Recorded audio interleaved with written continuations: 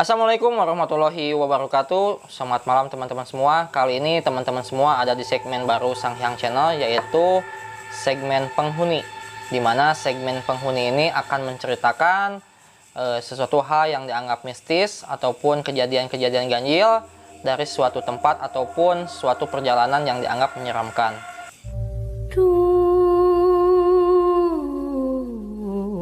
Liwang-liwang rang dukurung gunung sembo, gunung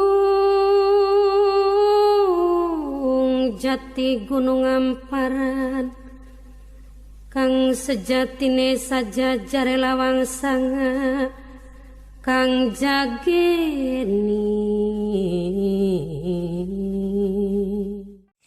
Cerita kali ini diawali dengan cerita pengalaman pribadi saya waktu mendaki ke Gunung Pangrango. Kejadiannya waktu tahun 2016 ya, dimana waktu itu saya membawa rombongan pendakian sebanyak 16 anggota.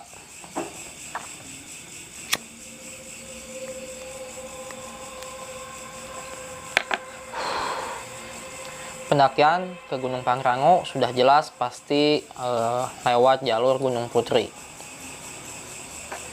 Perjalanan berjalan dengan lancar. Kita melewati dari pos 1, pos 2, sampailah kita di tempat camp atau area camp yang disebut itu kandang badak. Sesampainya di kandang badak, kita semua udah santai-santai, udah enjoy, kita udah buka carrier. Cuma waktu itu keadaan sangat ramai, dimana waktu itu sampai saat ini juga saya itu kurang senang dengan pendakian-pendakian yang ramai gitu. Karena tujuan saya mendaki gunung itu untuk mencari ketenangan, ya. Nah, terbesitlah pikiran, gimana kalau kita cari tempat yang lebih sepi gitu, lebih sunyi, ya. Nggak ada lagi waktu itu, ya, kecuali di puncak.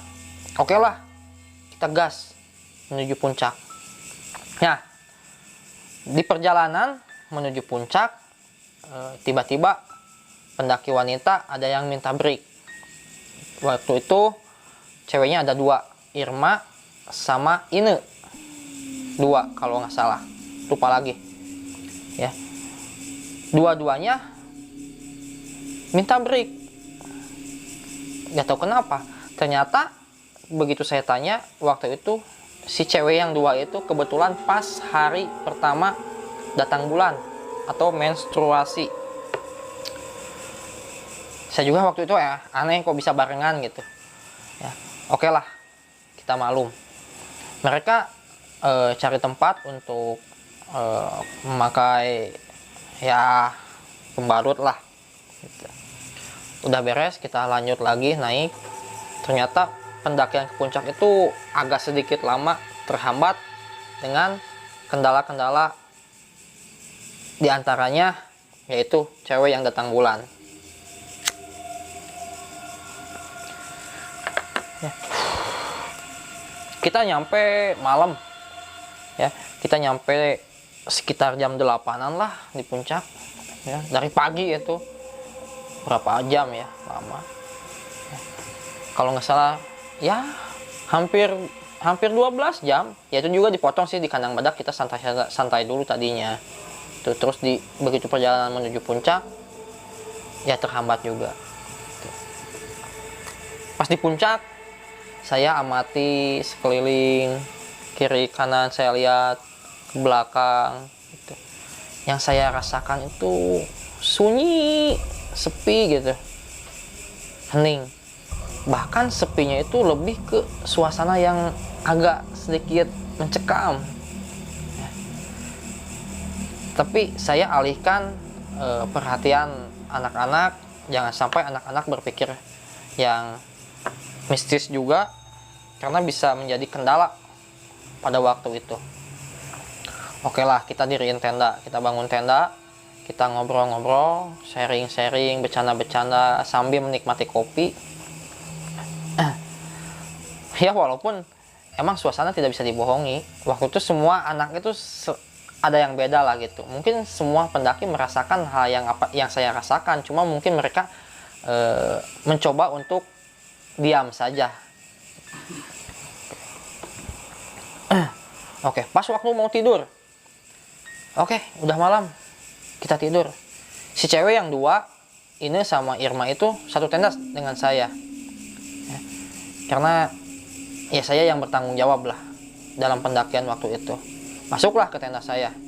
Gitu. Pas mau tidur, ini bilang, Kang, apa? Kata saya, itu Kang Ibet di luar manggil-manggil ini. Nah waktu itu emang Ibet sama Bejo itu masih di luar. Masih di luar sambil ngopi-ngopi, katanya mau sambil jaga lah gitu. Tapi yang anehnya itu saya nggak dengar gitu Ibet panggil-panggil ini. Tapi kata ini, Kang Ibet manggil-manggil terus Kang. Udahlah, cuekin aja, tidur aja, udah malam. Udah ini tidur, saya juga tidur. Nah, pas tidur itu saya mimpi. Di mimpi saya itu saya ada di jalur pendakian dan banyak pendaki melambai-lambai sambil manggil-manggil nama saya, ya. Kang, sambil melambai ke saya di mimpi itu. Saya tanya, wah ini siapa? Saya pendaki dari Anu, saya meninggal tahun sekian di Gunung Pangrango. Wah, saya kaget. Saya maju lagi, jalan lagi di mimpi itu. Bertemu lagi sama orang yang melambai-lambai tangan sambil manggil-manggil nama saya. Saya tanya lagi, kamu siapa? Kata saya itu di mimpi. Dia jawab, saya dari daerah Anu, saya meninggal di jalur Anu. Jadi selama di mimpi itu saya bertemu dengan orang-orang atau pendaki-pendaki yang sudah meninggal, ya. Banyak lah. Terus saya berjalan terus. Sepanjang perjalanan itu banyak orang yang melambai-lambai sambil memanggil-manggil. Terbangunlah saya waktu itu. Sedikit kaget terbangun. Saya berpikir, merenung, aduh, ada apa dengan pendakian ini? Ya.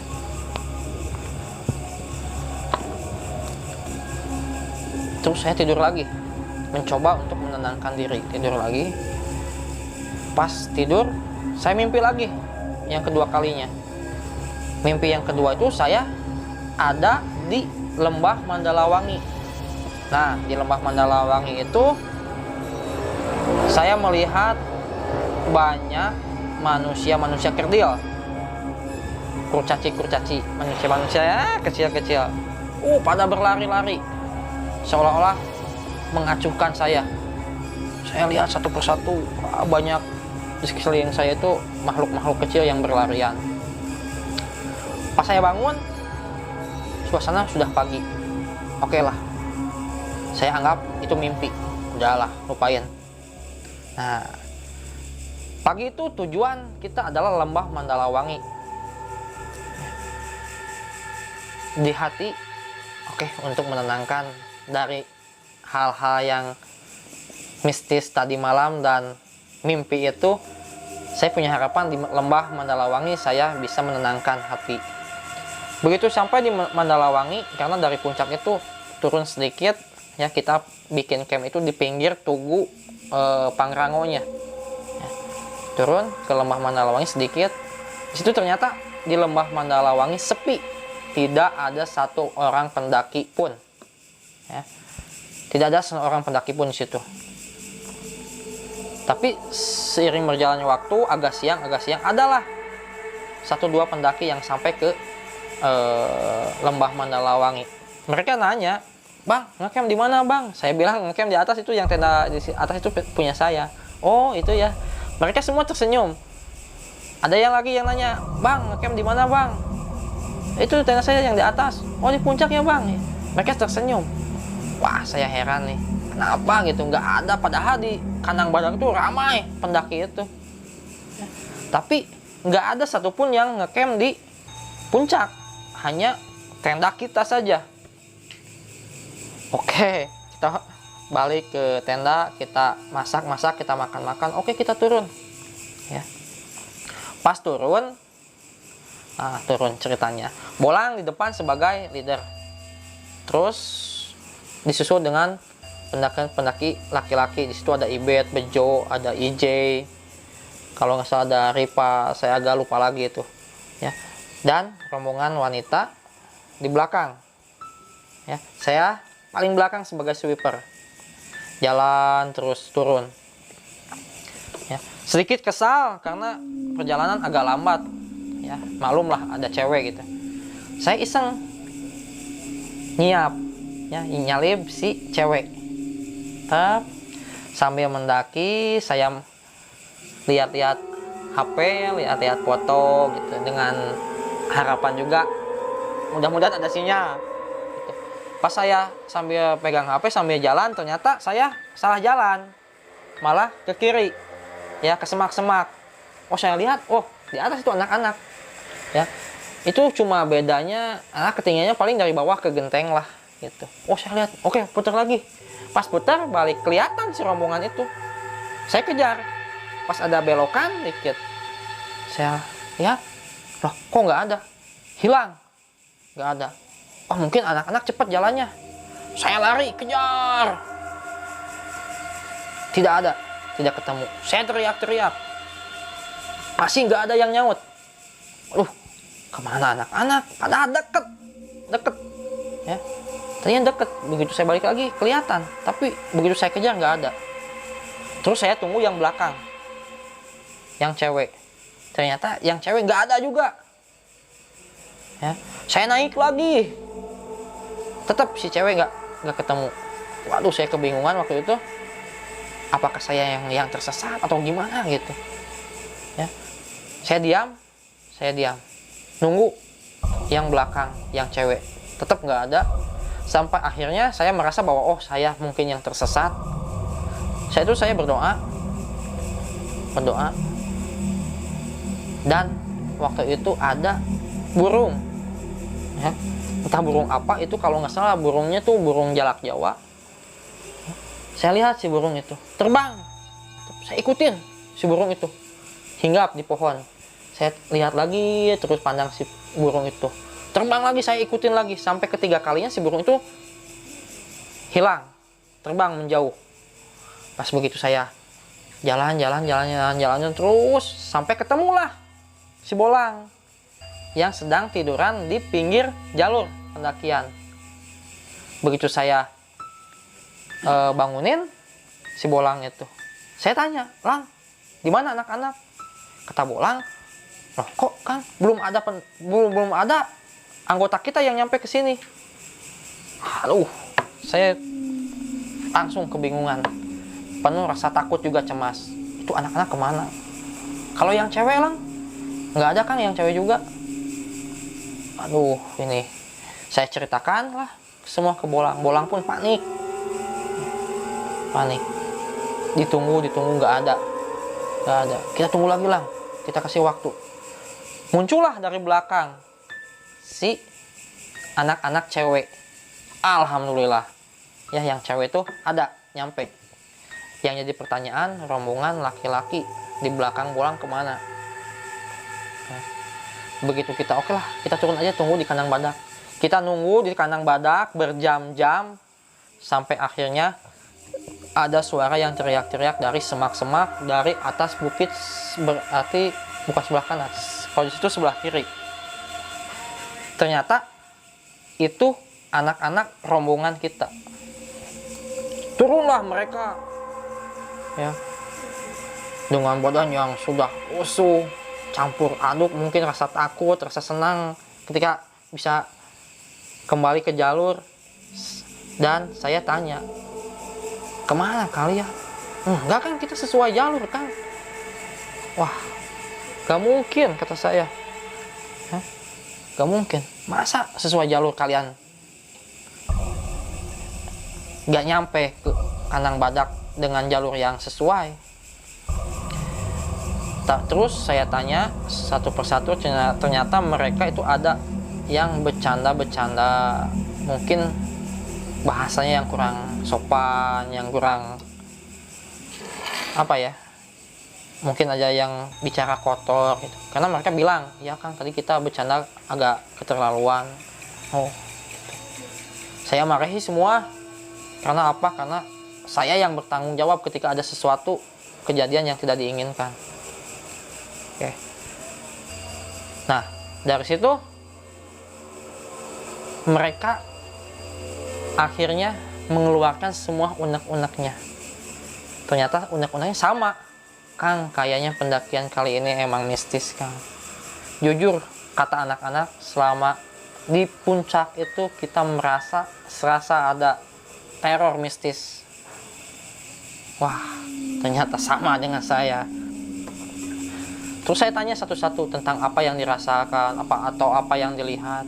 Ternyata Ibet pun bilang, Ibet semalam pas ini tidur sama di tenda Akang sama Akang, itu kata Ibet, ini yang manggil Ibet. Udah mulai aneh. Kata ini Ibet yang manggil, kata Ibet ini yang manggil. Oke. Selain itu katanya Bejo lihat api seperti gumpalan api terbang dari arah kawah Gunung Gede, melesat ke atas, terbang. Wah, udahlah, waktu itu kita langsung down waktu itu. Dan banyaklah yang lain yang dengar bisikan-bisikan katanya. Oke, kita turun aja. Udah kacau. Kita lari semua turun. Wah, sprint waktu itu. Kita sampai di itu area parkiran Kebun Raya. Kita naik mobil pulang. Tetap kita nyampe di rumah masih kumpul semua. Dan suasana di rumah pun masih tetap mencekam ketika kita lelah sambil bercerita tentang kejadian yang waktu di puncak. Itu rasanya tuh seperti masih ada yang memperhatikan kita gitu ya. Seperti ketika kita seperti ini, kita serasa ada yang memperhatikan dari samping kanan, begitu dilihat nggak ada. Seperti ada yang memperhatikan dari atas, kita lihat nggak ada gitu. Wah, itu pengalaman yang lumayan lah mistis buat saya. Selain itu ya, pendakian saya alhamdulillah lancar-lancar lah. Mungkin itu pengalaman pertama saya di Gunung Pangrango yang saya anggap lumayan mistis. Oke, mungkin sekian cerita dari saya. Mudah-mudahan bisa dijadikan pelajaran buat teman-teman semua bahwa mendaki itu ya harus dipersiapkan mental, fisik, terus alat-alat juga. Terus dari segi non teknisnya, kita juga mendaki harus jaga etika lah, jaga sopan santun ya. Karena adab itu ada adab lahir, ada adab batin. Adab lahir ketika kita harus menghormati ya orang-orang yang ada, yang terlihat, dan adab batin kita juga harus menghormati yang tidak terlihat, karena sejatinya di bumi ini bukan hanya kita yang menyinggahi, yang meninggal, yang tinggal di bumi itu, karena ada juga makhluk lain lah, seperti itu. Oke, mungkin dicukupkan dari saya. Sampai berjumpa lagi di konten-konten selanjutnya. Jangan lupa beri like, komen, dan subscribe agar Sang Hyang Channel bisa terus berkembang. Oke, see you next time. See you next video Sang Hyang Channel. Gaskeun.